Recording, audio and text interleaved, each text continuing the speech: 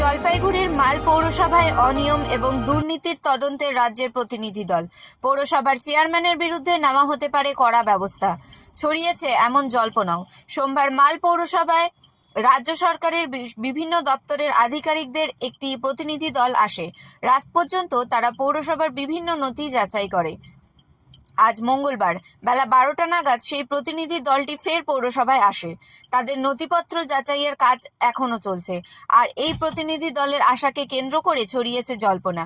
সূত্রের খবর, housing for all প্রকল্প, মার্কেট কমপ্লেক্সের স্টল বন্টনে দুর্নীতি, ঠিকাদার সংস্থার তরফে একাধিক অভিযোগ উঠল মাল পৌরসভার কর্তৃপক্ষের বিরুদ্ধে। বিরোধীরাও সরব হয়েছিলেন পৌরসভার অনিয়ম এবং দুর্নীতিতে নিয়ে। সেই সূত্রেই তদন্ত করতে রাজ্য সরকারের তরফে প্রতিনিধি দল পাঠানো হয়েছে। আরও জানানো যাচ্ছে, প্রাথমিক তদন্তে বেশ কিছু অনিয়ম এবং দুর্নীতির প্রমাণ পেয়েছে প্রতিনিধি দলটি। তারা পুরো বিষয়টি জলপাইগুড়ি জেলা প্রশাসন এবং রাজ্যের প্রশাসনিক শীর্ষস্তরে জানিয়েছে। এরপরেই জল্পনা ছড়িয়েছে মাল পৌরসভার চেয়ারম্যান স্বপন সাহার বিরুদ্ধে। কড়া পদক্ষেপ করতে পারে রাজ্য সরকারের নগর উন্নয়ন দপ্তর। দলীয়ভাবে কড়া পদক্ষেপ করতে পারে তৃণমূল শীর্ষ নেতারাও। সূত্রের খবর, চেয়ারম্যানের পদ থেকে অপসারণের পাশাপাশি আইনি ব্যবস্থা নেওয়া হতে পারে স্বপন সাহার বিরুদ্ধে। উনি তো দল থেকেই নির্বাচিত।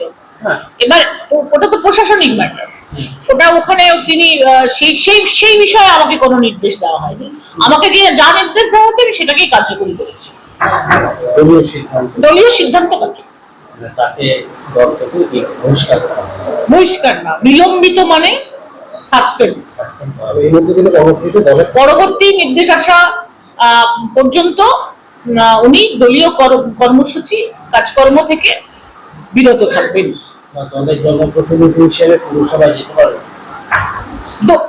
দল থেকেই তো তাকে সাসপেন্ড করা হচ্ছে। কোনো কিছু মনে থাকবে না, দলীয় কর্মসূচি দলীয় কাজকর্মের সাথে যুক্ত।